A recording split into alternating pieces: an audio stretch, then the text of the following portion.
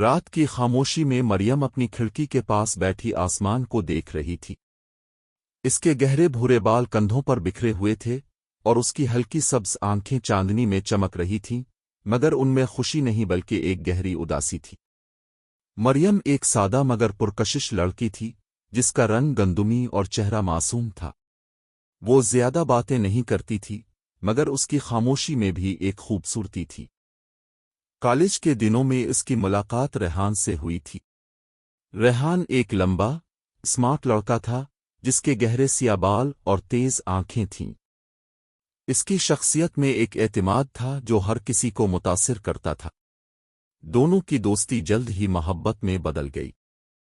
وہ لائبریری میں اکٹھے بیٹھتے، کیمپس میں لمبی واک کرتے اور ایک دوسرے کے خوابوں کا حصہ بن گئے تھے۔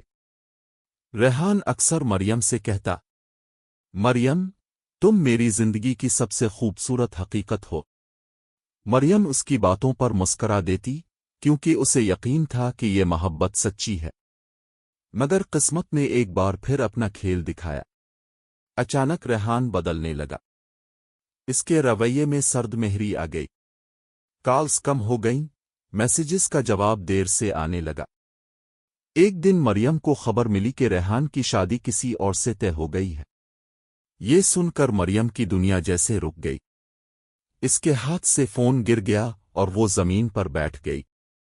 اس کی آنکھوں سے آنسو بہنے لگے، جیسے سب کچھ ختم ہو گیا ہو۔ چند دن بعد ریحان اس سے ملا۔ مریم نے آنسوؤں کے ساتھ پوچھا، کیا ہماری محبت اتنی کمزور تھی؟ ریحان نے نظریں جھکا کر کہا، میں مجبور تھا مریم۔ مریم نے درد بھری مسکراہٹ کے ساتھ جواب دیا، محبت میں کوئی مجبور نہیں ہوتا، صرف ہمت کی کمی ہوتی ہے۔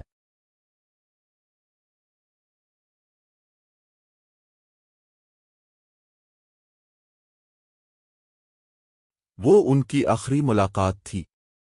وقت گزرتا گیا۔ مریم نے خود کو سنبھالنے کی کوشش کی، مگر ہر یاد اسے توڑ دیتی۔ پھر ایک دن اس کے گھر والوں نے اس کی شادی طے کر دی۔ مریم نے زیادہ مزاحمت نہیں کی، شاید وہ تھک چکی تھی۔ شادی کے دن مریم دلہن بنی۔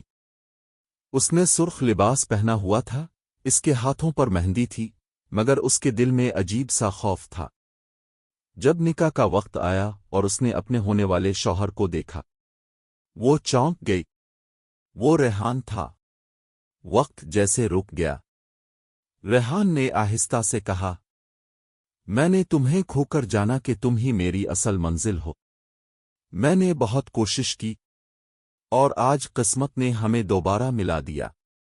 مریم کی آنکھوں میں آنسو آ گئے۔ وہ ماضی کے زخم اور حال کی حقیقت کے درمیان کھڑی تھی۔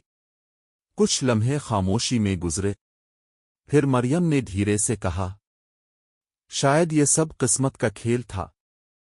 اس نے ایک گہری سانس لی اور ریحان کی طرف دیکھا۔ میں ماضی کو نہیں بدل سکتی، مگر ہم ایک نئی کہانی لکھ سکتے ہیں۔ ریحان کی آنکھوں میں سکون آ گیا، اور اس طرح دو ٹوٹے دل ایک بار پھر جانے لگے۔ کیونکہ کبھی کبھی قسمت ہمیں وہی واپس دے دیتی ہے جسے ہم ہمیشہ کے لیے کھو چکے ہوتے ہیں۔